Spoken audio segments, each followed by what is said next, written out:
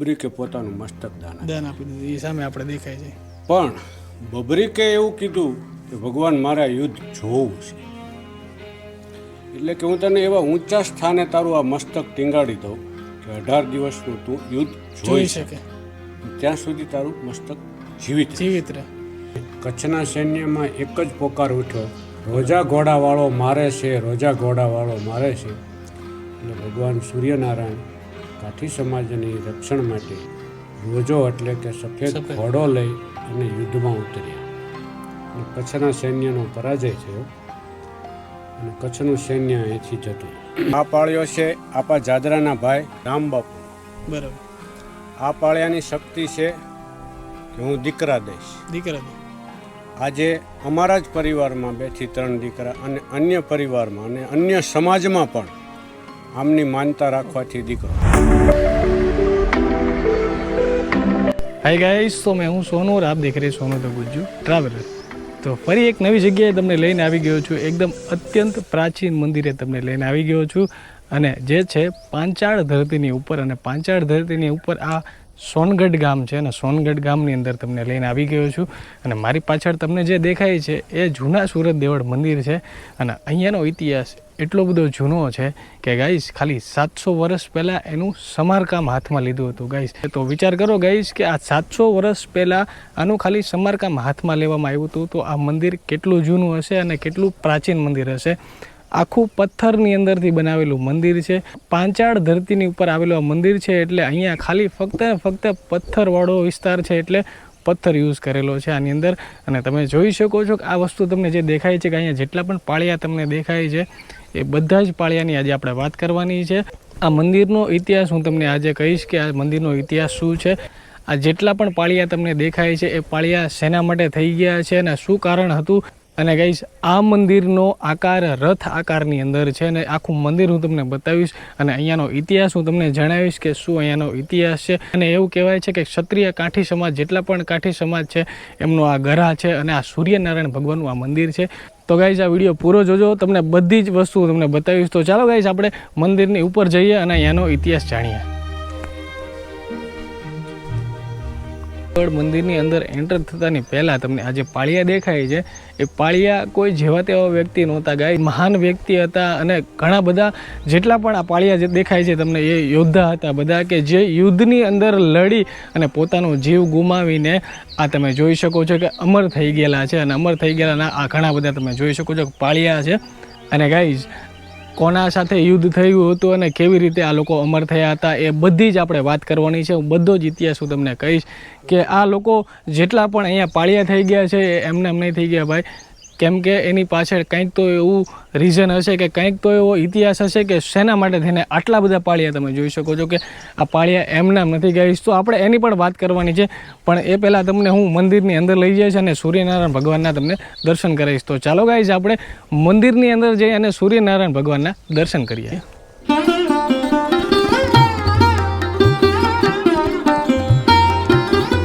અંદર એન્ટર થતાની સાથે તમને પહેલાં બતાવું કે આ તમે જોઈ શકો છો કે એક દરવાજો છે અને દરવાજાની અંદર તમને જે પણ આ પથ્થર દેખાય છે એ બીજા બધા પથ્થરથી અલગ તરી આવે છે. તમે જોઈ શકો છો કે આ કાળો પથ્થર છે. તમે જો ગાઈસ આ પથ્થરની અંદર કોતરણી પણ તમે જો કેવી છે. અને અહીંયા તમે જોઈ શકો છો આ નવગ્રહના ચિહ્નો છે, નવગ્રહ છે. અને એક આ 10મી મૂર્તિ અહીંયા તમને બતાવું. તો ગાઈઝ એવું માનવામાં આવે છે કે પ્રાચીન સમયની અંદર જેટલા પણ મંદિરો બનતા હશે એ મંદિરના દરવાજાની ઉપર ગ્રહો બિરાજમાન કરવામાં આવતા હતા. તમે જોઈ શકો છો આ ગ્રહોના ચિહ્ન છે. અને આ પથ્થર આ તમને કહું તો આ પથ્થર ધાંગધ્રાનો પથ્થર છે. અને ધાંગધ્રાના પથ્થરની અંદર તમે જોઈ શકો છો કે પંચાળ ધરતીનો જે પણ પથ્થર હશે એ જે કાંકરી હોય છે એ મોટી હોય છે. અને આ કાંકરી તમે જોઈ શકો છો ઝીણી કાંકરી છે એટલે એ ધાંગધ્રાનો પથ્થર કહેવાય છે. તમે જોઈ શકો છો ગાઈઝ. તો ગાઈઝ તમને એવું લાગતું હશે કે આ દરવાજો આટલો નીચો કેમ છે, પણ પૌરાણિક ટાઈમમાં જ્યારે પણ આ મંદિરની જ્યારે બનાવટ કરવામાં આવી ત્યારે એવું માનવામાં આવતું હતું કે એ વખતના ટાઈમમાં લોકોની હાઇટ બહુ ઊંચી હોતી હતી, એટલા માટે આ દરવાજો નીચો કરવામાં આવ્યો છે. કેમ કે આ સૂર્યનારાયણના મંદિરની અંદર એન્ટર થાય જે પણ વ્યક્તિ આની અંદર એન્ટર થાય એટલે નીચે નમીને દાદાને માથું ઝુકાવીને અંદર એન્ટર થાય, એટલા માટે આ દરવાજો નીચો રાખવામાં આવ્યો હતો. ચાલો આપણે મંદિરની અંદર જઈએ અને મંદિરનો ઇતિહાસ જાણીએ અને સૂર્યનારાયણ ભગવાનની તમને મૂર્તિ બતાવું. ચાલો ગાઈસ અંદર મારી સાથે.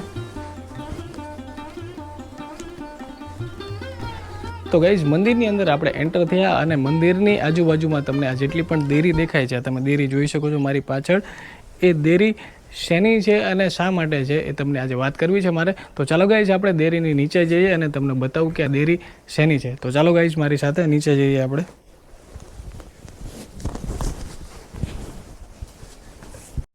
તો આ મંદિરની ફરતે 10 દેરીઓ આવેલી છે અને 10 દેરી 10 અવતારની છે એવું કહેવામાં આવે છે. પુરાતન વિભાગે જ્યારે પણ અહીંયા આ મંદિરની જ્યારે ચકાસણી કરી ત્યારે એવું માનવામાં આવ્યું કે આ 10 દેરીઓ 10 અવતારની છે. એમાંની આ પહેલી દેરી હું તમને બતાવું તો તમે જોઈ શકો છો.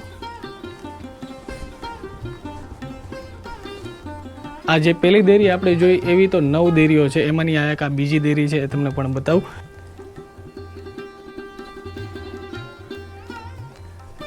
કે જેની અંદર તમે જોઈ શકો છો કે શિલાલેખ છે. શિલાલેખની અંદર ઉપર કોતરણીવાળા અંદર પથ્થર પડેલા છે, એ બધા જ દેવતાઓ છે. તો ચાલો ગાઈઝ આપણે મંદિરની પાછળ જઈએ અને ત્યાંની પણ હું તમને દેરીઓ બતાવું. ગાઈઝ તમે જોઈ શકો છો આ 3જા નંબરની દેરી છે, તમે જોઈ શકો છો.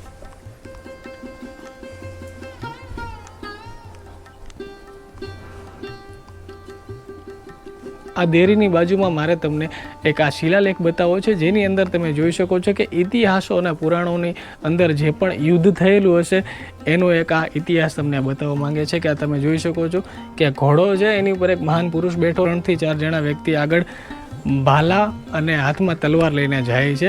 આ શિલાલેખ એવો આકાર દર્શાવે છે કે જ્યારે પણ યુદ્ધ થયું હશે તો આવી અવસ્થામાં લોકો અહીંયાથી નીકળેલા હશે હાથમાં તલવાર અને ભાલા લઈને. અહીંયા પણ તમે જો સેમ એવી ને એવી અહીંયા પણ છે, તમે જોઈ શકો છો ભાઈ.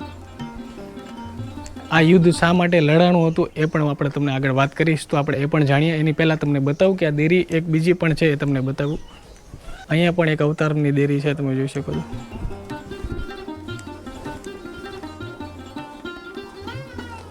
આ જે તમને શિલાલેખ દેખાય છે એ વિષ્ણુ ભગવાનની શિલાલેખ છે અને એની ઉપર તમે જોઈ શકો છો અલગ અલગ ગ્રહો છે, તમે જોઈ શકો છો. અને અહીંયા તમે જો આ વિષ્ણુ ભગવાન સૂતેલી અવસ્થામાં હોય એવી હાલતમાં આખું કોતરણી કરવામાં આવી છે અને આ પથ્થરની અંદર હજી પણ આવી અવસ્થામાં છે, તમે જોઈ શકો છો. હજી પણ સ્પષ્ટ રીતે ઓળખાય એવી હાલતમાં આ તમે છે જોઈ શકો છો. મેં પહેલી નજરમાં જોઈને જ કહી દીધું કે આ વિષ્ણુ ભગવાનની પ્રતિમા છે, તમે જોઈ શકો છો. ગાઈસ જો આ વિષ્ણુ ભગવાન આ સૂતેલી અવસ્થામાં છે, એમના પગ છે અને અહીંયા ઉપર જુઓ તમે નવગ્રહ છે, તમે જોઈ શકો છો. એવી તો આ મંદિરની સાથે ઘણી બધી કોતરણીઓ આ મંદિરને દર્શાવે છે. ગાઈસ તમે જોઈ શકો છો પાછળ આ મંદિરની પાછળ પણ ઘણા બધા એવા ઇતિહાસો દોરેલા છે. આ મંદિરની સાથે જેટલા પણ ઇતિહાસો જોડાયેલા છે બધા જ ઇતિહાસો આ મંદિરની આખે ફરતે બાજુ કોતરણીની હારે દર્શાવેલા છે. મંદિરની પાછળ 10 દેરીમાંની આ એક આ છઠ્ઠી દેરી છે. આપણે 5 દેરી આગળ જોઈ, એમાંની આ છઠ્ઠી દેરી હું તમને બતાવું. પણ એની પહેલાં એક તમને જોયું કે આ દેરીની બાજુમાં તમને એક શિલાલેખ દેખાય છે કે એની ઉપર કંઈક અલગ જ ભાષામાં આ શબ્દો લખેલા છે, તમે જોઈ શકો છો. પૌરાણિક ભાષામાં અમુક શબ્દો લખેલા છે, તમે જોઈ શકો છો. અને એની નીચે પણ અહીંયા કોતરણી હતી, આ તમે જોશો આ ઘોડાની કોતરણી તો દેખાય છે, પણ અહીંયા શું છે એ દેખાતું નથી. પણ આ શબ્દો વાંચવાની આપણે પ્રયત્ન કરીશું અને આને આપણે ચેટ જીપીટીમાં નાખશું કે આ શબ્દો શું કહેવા માંગે છે એ પણ હું તમને બતાવીશ.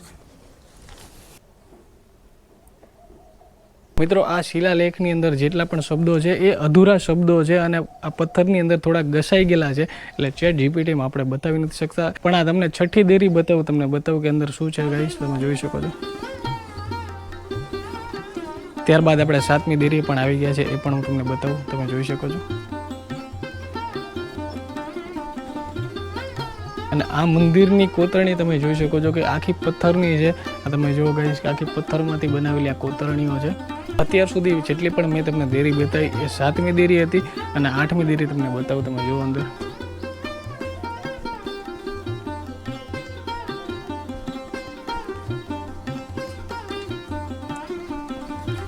અને એની બાજુમાં પણ અહીંયા એક તમે જોઈ શકો છો અહીંયા દેરી છે કે જેની અંદર બહુ મોટી એવી શિલાલેખ છે.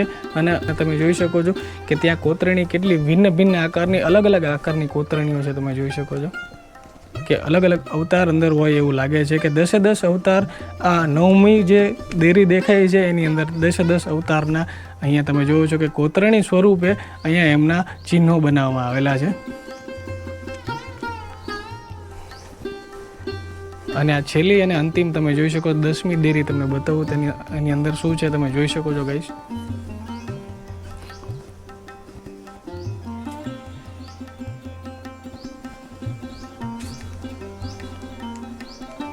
તો વિડીયોમાં મેં તમને પહેલાં વાત કરેલી હતી કે આ મંદિર રથ આકારમાં છે અને રથ આકારમાં તમને આ જે આગળનો ભાગ જે દેખાય છે દાદાનો તમે ફોટો જોયો હશે ઘણી વખત કે સૂર્ય દાદાનો જે પણ ફોટો છે એમાં અરુણ દાદાનો રથ હાંકતો હોય છે. તો આ અરુણની બેઠક છે તમે જોઈ શકો છો ગાઈસ. રથ આકારની અંદર જે પહેલો જે આગળનો ભાગ છે એ હું તમને બતાવું. ચાલો ગાઈસ લાવો કે આ જે પણ બેઠક દેખાય છે એ અરુણની બેઠક છે ને આ રથનો આગળનો ભાગ છે આ તમે જોઈ શકો છો.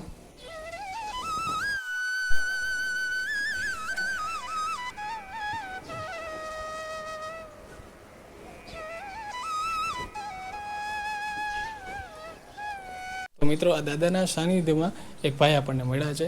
તો દાદા વિશે થોડું ઘણું જાણતા હશે એ આપણે એમને પૂછીએ. દાદા અશોકભાઈ કેટલા ટાઈમથી આવો છો તમે?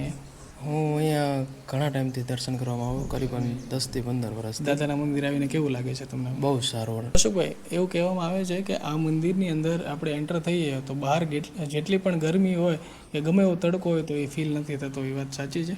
બિલકુલ ચોક્કસ. આ બાબતમાં આ મંદિરની સંરચના એ ટાઈપની છે.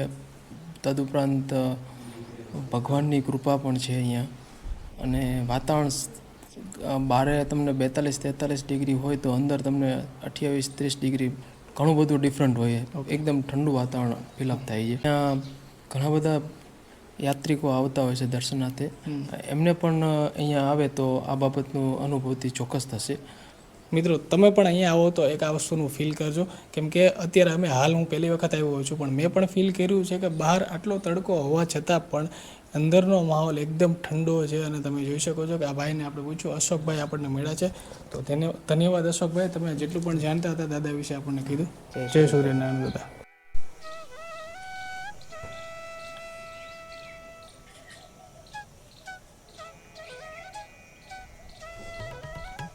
તો ચાલો આપણે દાદાના દર્શન કરીએ અને તમને પણ સુરત દાદાના દર્શન કરાવો. તો ચાલો અંદર મંદિરની અંદર.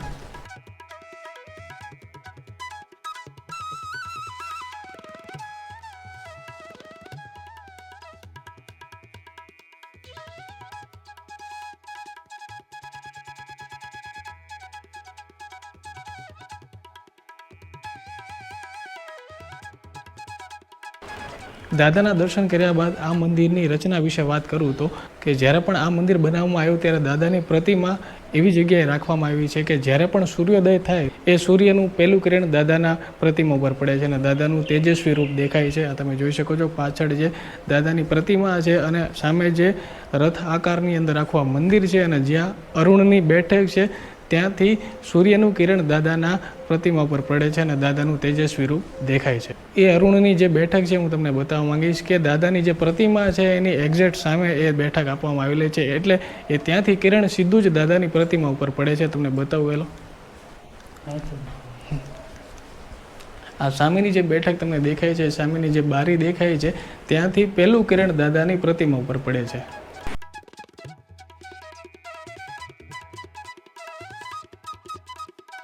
તો બાપુ આપણે આ યુદ્ધ વિશે થોડું ઘણું તમે જણાવો કે આ મંદિરના લીધે જે યુદ્ધ થયું હતું.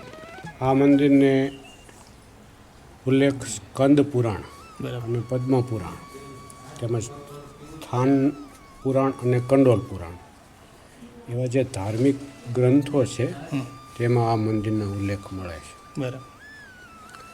આ મંદિરનો રાજા માનધાતાના સમયે બરાબર બનેલું હોય એવું કંડોલ પુરાણમાં ઉલ્લેખ છે. અહીં 2 ઋષિઓ રહેતા હતા, કર્ણવ ઋષિ અને તેમના શિષ્ય ગાંગવ ઋષિ. કર્ણવ ઋષિએ પોતાના શિષ્ય ગાંગવ ઋષિને એવું કહ્યું કે તમે રાજા માનધાતાને અહીં બોલાવો અને અહીં આપણને રાજા માનધાતા સ્થાન નગરીની રચના કરી દે. બરાબર. તો રાજા માનધાતા કર્ણવ ઋષિની કહેવાથી અહીં આવે અને એવું કહે છે કે નગરની રચના હું કરી આપું, મંદિરો હું બનાવી આપું, પણ એમાં ઈષ્ટ કે જે ભગવાનને મંદિર બનાવી એને આકાશમાંથી ઉતારવાની જવાબદારી તમારી. બરાબર. એટલે કર્ણવ ઋષિ અને ગાંગવ ઋષિએ જે સ્તુતિ કરી એના ઉલ્લેખો છે અને એને દાદાને અહીં ઉતાર્યા. બરાબર. ત્યારે કાઠી સમાજનું આગમન અહીં થયેલું નહીં. કાઠી સમાજ એ મૂળ ઈરાન પ્રદેશમાં રહેનારી કોમ હતી. ત્યાંથી કાઠી સમાજ એક જ કોમ એવી છે કે પોતાની સંસ્કૃતિ સાથે જ્યાં ક્યાંય તડજોડ કરવાનું થાય ત્યાં આ કોમ તડજોડ કરે નહીં. એ વતન છોડી દે, દેશ છોડી દે, પોતાનો ગિરાસ છોડી દે, પણ સંસ્કૃતિ સાથે તડજોડ ક્યારેય ના થાય. ઈરાનના શાહ સાથે તેમને કોઈ વાંધો પડતા પંજાબના સિંધ પ્રાંતમાં પોતે રહ્યા, ત્યાંથી પણ તેમને અનુકૂળ નહીં આવતા કચ્છ પ્રદેશમાં આખું જેમનું કહેવાય પ્રાઇડ કે ટોળું જૂથ કચ્છ પ્રદેશમાં એમને સ્થળાંતર કર્યું. કાઠી સમાજનો ત્યારે પોતે પશુપાલન અને સારા અશ્વના ઉછેર કરી રાજા મહારાજાઓને આપવો એવી એમનો વ્યવસાય બિઝનેસ રહેતો. તેમને કચ્છના રાવ સાથે જેને વાંધો પડ્યો, કચ્છના રાજાએ એને એવું કહેવામાં આવ્યું કે તમે અહીંથી નીકળી જાઓ, અમારે તમારી સાથે યુદ્ધ કરવું છે. ત્યારે આ કાઠી સમાજ ગ્રુપના જે લીડર હતા તેમનું નામ વાલેરા વાળા અથવા વાળા વળોચી એમ બે નામેથી ઓળખાતા. વાળા વળોચીએ કીધું કે યુદ્ધ કરવું હોય તો અમે અત્યારે પણ તૈયાર જ છીએ. ત્યારે કચ્છના રાજાએ એવું કહ્યું કે અમે અહીં તમને મારવી તો અમે આશ્રિતોને માર્યા એવું ગણાય, માટે અમે તમને 3 દિવસની મહેલત આપી છે. ત્યારે વાળા વળોચીએ એવું પોતાની તલવાર કાઢી ધરતી ઉપર 3 લીટા કર્યા. 1 દી, 2 દી, 3 દી, ચાલો 3 દી પૂરા આવી જાઓ. કારણ કે કાઠી છે એ કોઈ દિવસ યુદ્ધથી કંટાળતા નથી. એટલે તેમ છતાં વાળા વળોચીને એવું કહેવામાં આવ્યું કે તમે અહીંથી નીકળી જાઓ. જે મંદિરે તમે આપણે બેસી એ મંદિરે તંબુ તાણ્યા એમને, અને સૂર્યનારાયણ ભગવાનની મૂર્તિઓની ઉપાસના કરી. 3.5 દિવસની લાંઘણ એટલે કે ઉપવાસ એવા થાય કે જે ધાવતું બાળક હોય એને એના માતા એને પેટ ન ભરાવે, એને ધવરાવે નહીં, એવા ઉપવાસ 3.5 દિવસ કર્યા. ત્યારે વાળા વળોચીને સૂર્યનારાયણ ભગવાન સપનામાં આવ્યા. અને સપનામાં આવી અને એવું કીધું કે તમે ભાગશો નહીં, હું તમારી ભેરે એટલે કે સાથે રહીશ. અને હું તમને આ વાત મારી સપનાની છે એની હું તમને નિશાની આપું છું. તો તમને સવારમાં આ મંદિરમાંથી એક શ્રીફળ, એક ચૂંદડી અને સોનાની સાંગ કે જે ભાલા જેવું હથિયાર હોય છે એ હું આપીશ. એટલે વાળા વળોચીએ સવારમાં તેમના બધા જ માણસોને ભેગા કરી પોતાને આવેલા સ્વપ્નની વાત કરી. તો કાઠી સમાજના બીજા યુવાને કીધું એમ કે તમે અહીં રોકાઓ પણ અમે નીકળી જઈશ. તો કે તમે આ નિશાની તો જુઓ. એટલે નિશાની જોઈએ એટલે સોનાની સાંગ ઝાડ નામનું વૃક્ષ આવે, એ વૃક્ષ ઉપર અહીં આપણે ઝાડું છે જ તે લોખંડના હથિયાર છે પણ સોનાનું હથિયાર નથી. એટલે દાદાની નિશાની સ્વીકારી દાદાનો જય ઘોષ કર્યો. ત્યારે કચ્છના રાજાનું સૈન્ય અહીં આવી ગયું અને એમાં યુદ્ધ થયું. અને કચ્છના સૈન્યમાં એક જ પોકાર ઉઠ્યો કે રોજા ઘોડો એટલે કે વ્હાઇટ કલરનો ઘોડો, રોજા ઘોડાવાળો મારે છે, રોજા ઘોડાવાળો મારે છે. એટલે ભગવાન સૂર્યનારાયણ કાઠી સમાજની રક્ષણ માટે રોજો એટલે કે સફેદ ઘોડો લઈ અને યુદ્ધમાં ઉતર્યા. અને કચ્છના સૈન્યનો પરાજય થયો અને કચ્છનું સૈન્ય અહીંથી જતું રહ્યું. ત્યાર પછી વાળા વળોચી જે આ જૂથના મેન વ્યક્તિ હતા એમને અહીં પોતાની રાજધાની સ્થાપી અને ઘણા વર્ષ સુધી રોકાઈ. પોતાના દીકરી જે સોનબાઈબેન નામ હતું તેને તેમના જ ગ્રુપમાં રહેલા વાજસુર જળુ જે બહુ પ્રતાપી પુરુષ હતા અને એ મારા વડવા થાય. વાજસુર જળુને પોતાના દીકરી વરાવ્યા એટલે કે એમની સાથે લગ્ન કર્યા. અને સૂર્ય મંદિર અને બાજુમાં ગામ છે સોનગઢ ગામ, જે એમના દીકરીના નામ ઉપરથી જ ગામ છે સોનગઢ ગામ. અને બીજા અન્ય 12 ગામનો ગરાસ આપી પોતે અહીંથી અમરેલી બાજુ સ્થળાંતર કરતા ગયા. જેમ જેમ યુદ્ધો જીતતા ગયા એમ ખાચરો ચોટીલા રોકાણા, કુમાણો સોરલા બાજુ રોકાણા, વાળાઓ અમરેલી, એટલે એવી રીતે પોતાને રાજુલા સુધી વિસ્તાર અહીંથી વધતો ગયો. બરાબર. અને જે એમને દીકરી અહીં આપેલા એ વાદસુર જળુના ઉત્તરોત્તર પેઢીમાં આપા જાદરા થયા. અને આપા જાદરાને 8મી પેઢી સીધી લીટીનો વારસદાર હું દિલીપ બાપુ, જીલુ બાપુ, મોહન શ્રી જૂના સુરદેવ હાલ મોહન તરીકેની સેવા. આ માતા દાદાને 5 નાળિયેરના તોરણ હોય છે. જેને કામ ધાર્યું હોય છે તોરણ અહીંયા ઘડી કામ બાંધી દીધું, ખાલી લટકડી દેવાનું થોડી વાર માટે, પછી આ ઉતારીને મૂકી દીધું. આ 2 નાળિયેર છે કોઈ વ્યક્તિ આવ્યા છે અહીંયા પગે લગાડવા કે પોતાને સંતાન દીધું દાદાએ સંતાન દીધું. બાળકને અહીં સુવારવામાં આવે, બરાબર. બાળકનું માથું દાદા બાજુ રાખવામાં આવે બરાબર. અને બાળકની બાજુમાં થઈ નાળિયેર રડતું કરવામાં આવે, રડતા નાળિયેરની માનતા. આ એ લોકો વધેરે નહીં. બરાબર. આ જગ્યા તરફથી આ નાળિયેર જ્યારે સુકાઈ જાય બરાબર ત્યારે આનું હવન થઈ જાય ત્યારે આ મહિનાની સ્ટાર્ટિંગ, વૈશાખ મહિનાના સ્ટાર્ટિંગમાં ભગવાને એમને 2 ઘરે સંતાન આપેલા છે. 2 સંતાન આપેલા છે.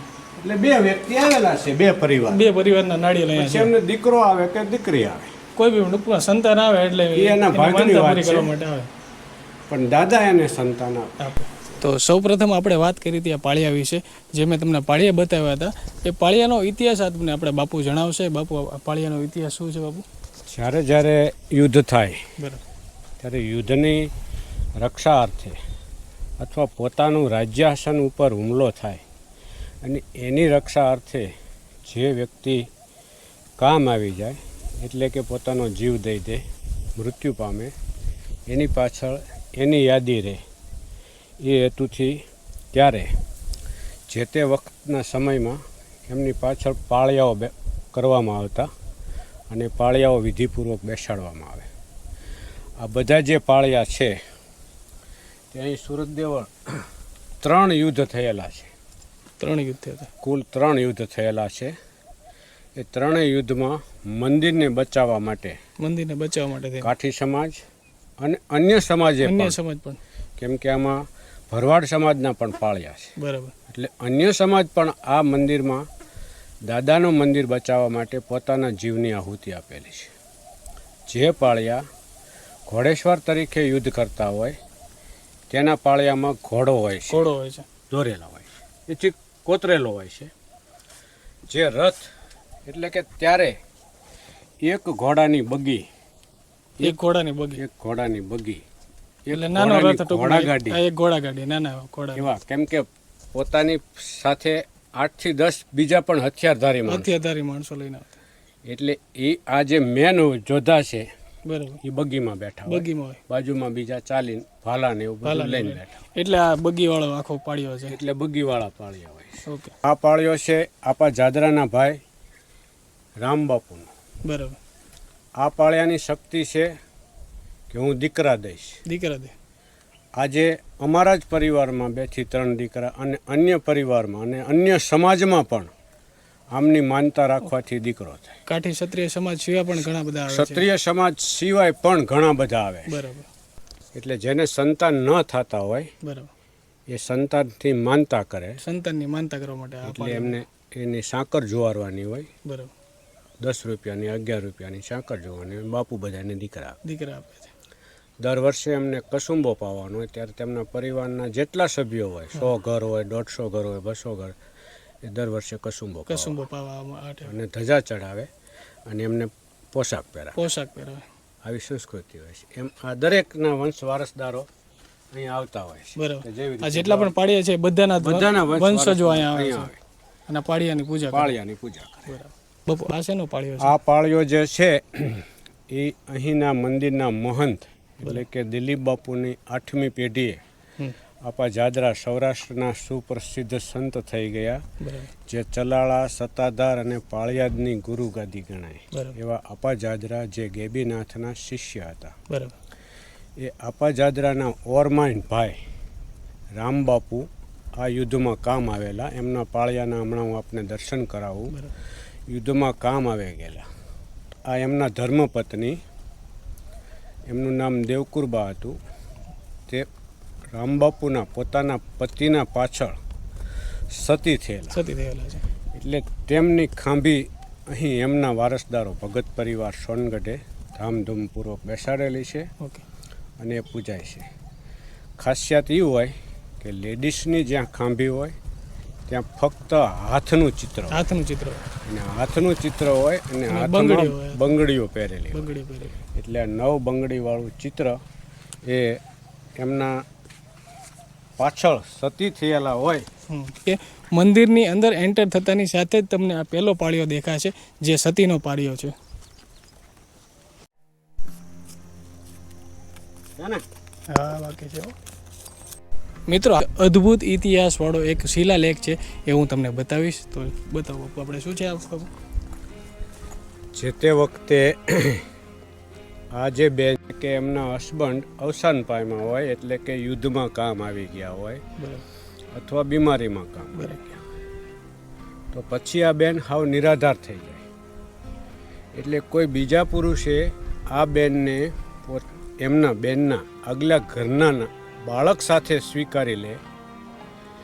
અને વિશેષ વાત એક થાય કે જે પુરુષ આ બેનને બાળક સાથે સ્વીકારી લે એ બાળકની પાછળ પોતાનું નામ લખે. પોતાનું નામ લખે એટલે એના પિતા બની જાય. પિતા બની જાય. જેના વાસ્તવિક પિતા નથી નથી નથી છતાં એના પિતા બની જાય. બરાબર. આ સંસ્કૃતિ. આ સંસ્કૃતિ છે. એ સમયમાં ભણતર ઓછું હશે, હમ. પણ એ સમયના લોકોને ગણતર ગણતર છે. વધારે હશે. સાચી વાત છે. કેમ કે સંસ્કૃતિના 2 પ્રકાર છે, ભૌતિક સંસ્કૃતિ અને અભૌતિક સંસ્કૃતિ. અભૌતિક સંસ્કૃતિ ભૌતિક સંસ્કૃતિ એટલે શું કે તમને જે દેખાય, દેખાય. ફ્રીજ, ટીવી, કાર, જે કાંઈ વસ્તુ છે આપણે ઉપયોગમાં આવે હા. એને ભૌતિક સંસ્કૃતિ. સંસ્કૃતિ કહેવાય. અભૌતિક સંસ્કૃતિ શું છે કે રીત રિવાજ ધારો હમ. એ બધા જે છે એ અભૌતિક, અભૌતિક છે. દેખાય નહીં દેખાય. પણ જીવનમાં અંદર ઉતારી શકાય. સાચી વાત છે. આજે આટલા ભણતરના યુગમાં હમ. LLB કે LLM થયેલા માણસ હોય હમ. એને પણ આ વિચાર ન આવે નો સાચી વાત છે. કે આ બેન અને આ એનું બાળક બાળક જો નિરાધાર થઈ જાય હમ. તો એની શું દશા થાય. એની શું દશા થાય. પણ ત્યારે એવા વિચારો આવતા, એવી સંસ્કૃતિ માણસોના મગજમાં રહેતી હમ.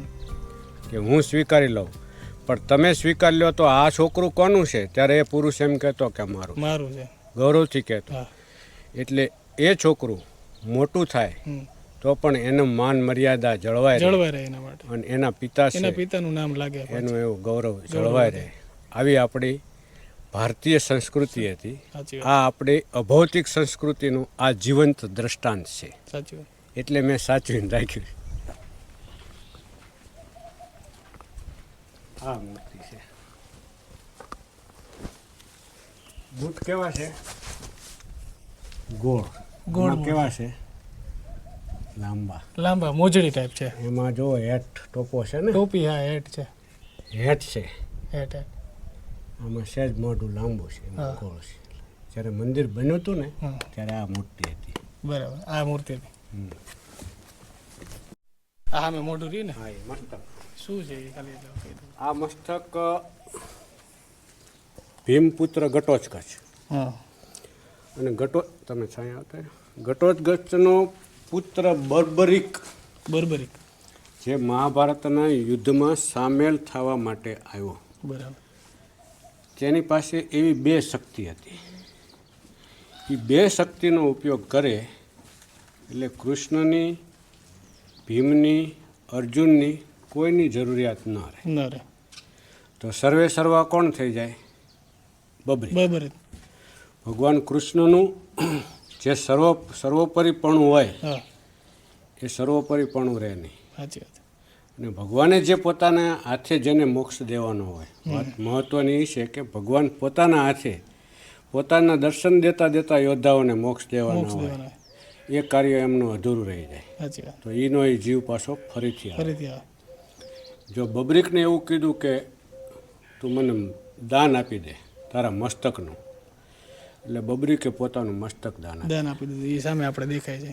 પણ બબરીકે એવું કીધું કે ભગવાન મારા યુદ્ધ જોવું છે, એટલે કે હું તને એવા ઊંચા સ્થાને તારું આ મસ્તક ટીંગાડી દઉં કે 18 દિવસનું તું યુદ્ધ જોઈ શકે, ત્યાં સુધી તારું મસ્તક જીવિત રહે. એટલે 18 દિવસનું યુદ્ધ બબરીકે જોયું હતું. ત્યાર પછી બબરીકનું એ માથું ને ભગવાને વચન આપ્યું કે તારું નામ આજથી શ્યામ તરીકે ઓળખાય છે અને લોકો તને મને પૂજે છે, એથી ને બીજા સ્ટેજે તને પૂજે. અને ખાટુ નામના ગામ પ્રદેશમાં વિસ્તારમાં હું મારા હાથે તારું સ્થાપન કરું. એટલે ત્યારથી ખાટુ શ્યામ એ બબરુ વાહક. ઓકે. એમનું એક મસ્તક અહીં પણ પૂજાય છે. બરાબર. અહીં અમારે ઘણા લોકો અહીંયા જો મીઠાની માનતા કરે, જો મીઠાની થેલી રહી, પેટનો દુખાવો હોય, કોઈ સ્ત્રીઓના રોગ હોય, કોઈ ભાઈઓના રોગ હોય, કોઈ ચામડીના, જેને જેવી શ્રદ્ધા હોય, જે પણ રોગ હોય બધાને એવા શ્રદ્ધાના રોગની માનતા કરે છે. અમે તો કોઈ માનતા નિશ્ચિત નથી કરી કે આજ માનતા થાય, પણ પરિપૂર્ણ માનતા થાય એટલે પોતાની વસ્તુ અહીંયા ધરી જાય અને દીવો અગરબત્તી. આ બબરુ વાહક. અમે અહીંયા બબરુ વાહક કહેવી છીએ, ત્યાં એમનું નામ ખાટુ શ્યામ તરીકે ઓળખાય છે. અત્યારે દર્શન કરવા હોય તો વારો ન ગાઈસ, બાપુએ જેમ જણાવ્યા મુજબ આ તમે જે મસ્તક જોઈ રહ્યા છો એ બબરીકનું છે મસ્તક, અને આને ખાટુ શ્યામ તરીકે પણ ઓળખાય છે. આ જે ખાટુ શ્યામ જે જગ્યા છે રાજસ્થાનની અંદર, ત્યાં જે મૂર્તિ જે છે એનું જે મસ્તક છે એ સાચું મસ્તક એ આ છે.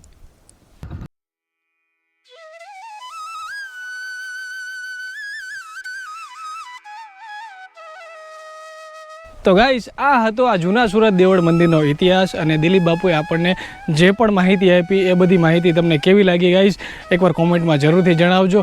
અને હા, પંચાળ ધરતીની ઉપર આવેલું આ મંદિર જે સોનગઢ ગામે આ મંદિર છે ગાઈસ, તો એકવાર આ મંદિરની વિઝિટ જરૂરથી લેજો ગાઈસ. અને વિડીયો ગમે તો લાઇક, કમેન્ટ, શેર અને સબસ્ક્રાઈબ જરૂરથી કરી લેજો. અવનવા આવા ને આવા ઐતિહાસિક મંદિર વિશે તમારે જાણવું હોય તો અમારી ચેનલને સબસ્ક્રાઈબ જરૂરથી કરી લેજો. અને ગાઈસ, મળીએ એક નવા વિડીયોની સાથે.